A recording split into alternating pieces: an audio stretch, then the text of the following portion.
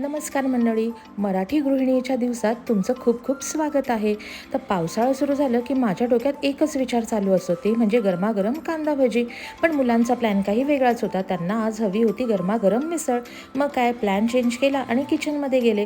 मस्त असं काळं वाटण केलं आणि मिसळसाठी लागणारा नाशिकचा फेमस मसालासुद्धा तयार केला.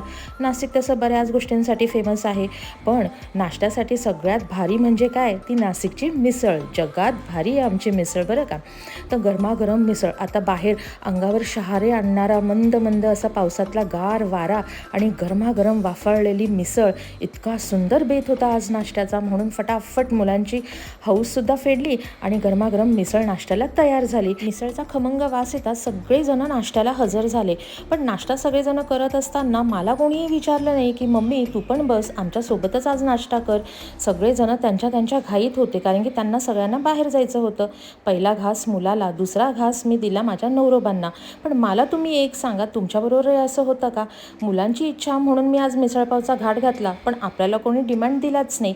प्रत्येक गृहिणीबरोबर हे असं घडतंच का? मला नक्की सांगा. पावसाचा आनंद घेण्यासाठी मुलांसोबत आमचे अहो बाहेर गेले. मी घरात आले आणि नाश्ता करायला एकटीच बसणार, पण घरात असं काही घडलं की मला नाश्ता करताच आला नाही. आता ते नेमकं काय घडलं हे लॉंग व्हिडिओमध्ये पाहायला मिळेल तुम्हाला. चला तर मग येते मी. बाय.